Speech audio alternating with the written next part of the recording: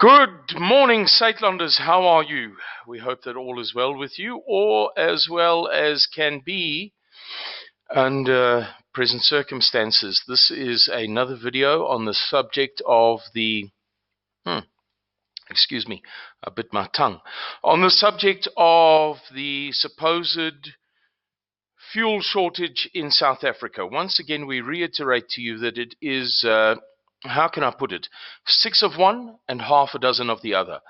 I've gotten information from Wessel in the Eastern Cape this morning. Further information about where there may be some shortages. I don't know if I'll find it very easily on my phone. I'll leave it.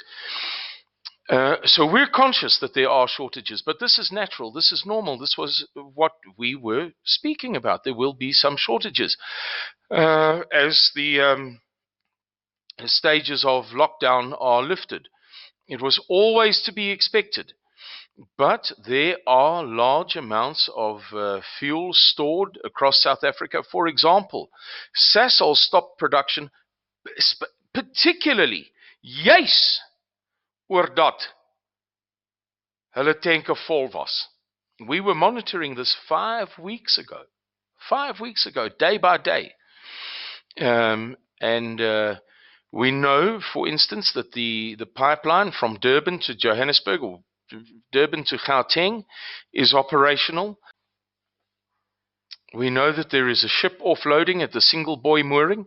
We're getting excellent information. In fact, I can call it intelligence because it's being processed by Oom Jan van der Merwe, Oom Jan Snor, Oom Jan in charge of provinces and sectors, from Amanzimtoti and the Bluff. Very good information, or very good intelligence.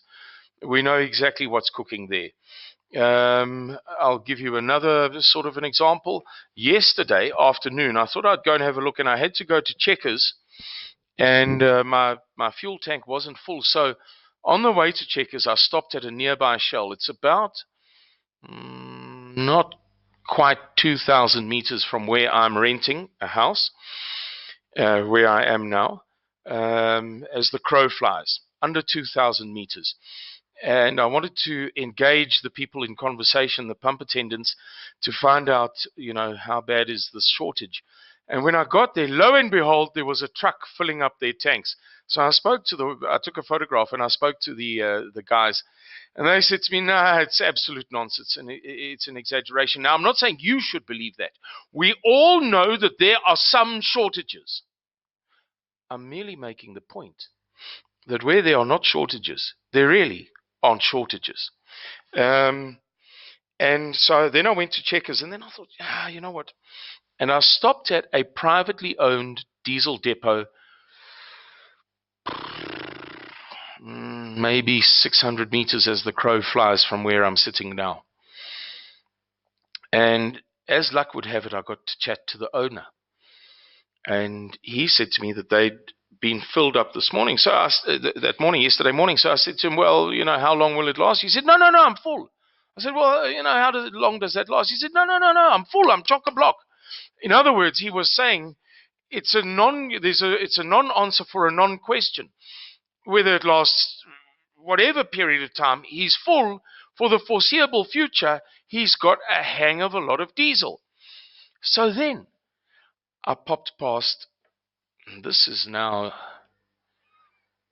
maybe 800 meters, if that, as the crow flies from where I am now.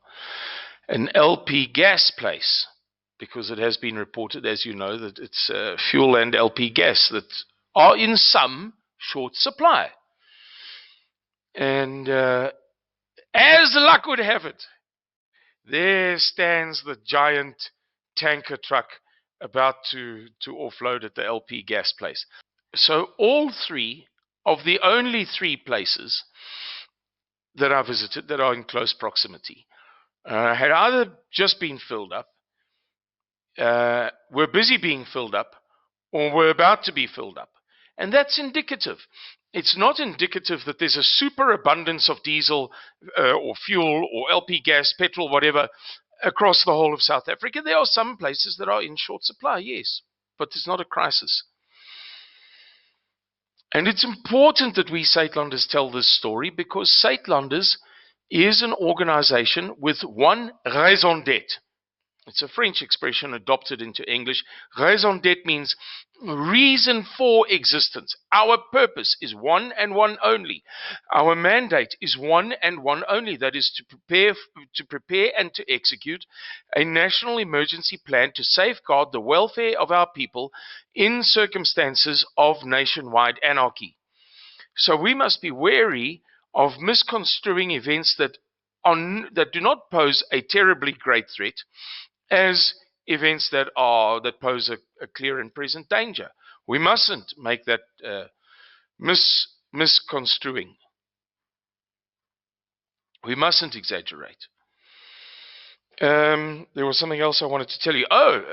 The other thing I wanted to mention is that you can rest assured that from Monday, when Hyperliquors and Rebel and Liberty Liquors and Tops and all of the rest open up, there's going to be the same thing. Some people are going to be putting on WhatsApp groups. I can't find, Richelieu brandy in Kreersdorp. Yeah, that's the nature of the things. Some shops will have been running empty prior to the lockdown and still won't have received stock. Others will receive stock immediately because they're the flagship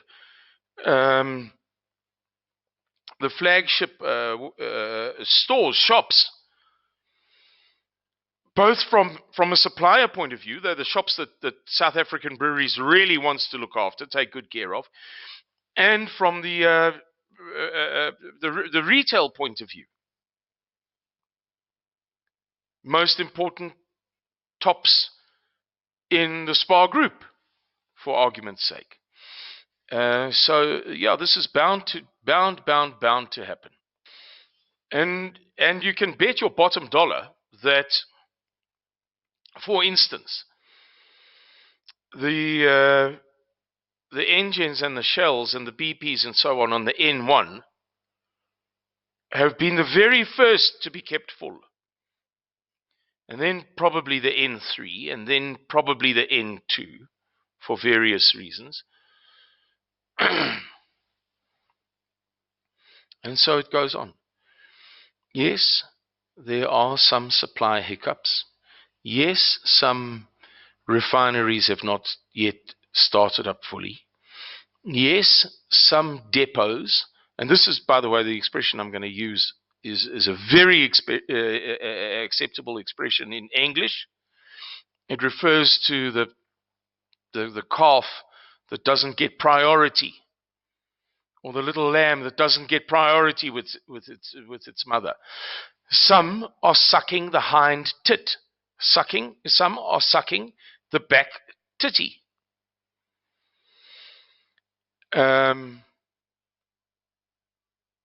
That's the way it will be. If things change, though, if it transpires that there's a bit more to this, if it transpires that Sasol finally works its way through all of the excess stock that they'd stockpiled, which we've already spoken about to you, and they're not keeping up with production, and NREF didn't come online, and there's a delay at SAPREF and NATREF and so on, we'll be the first to let you know.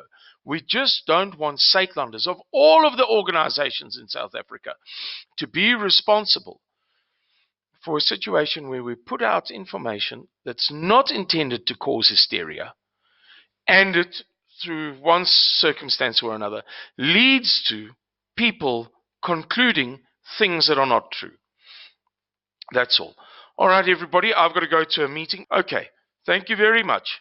Have a good day, and may God bless and keep all of you through this difficult time.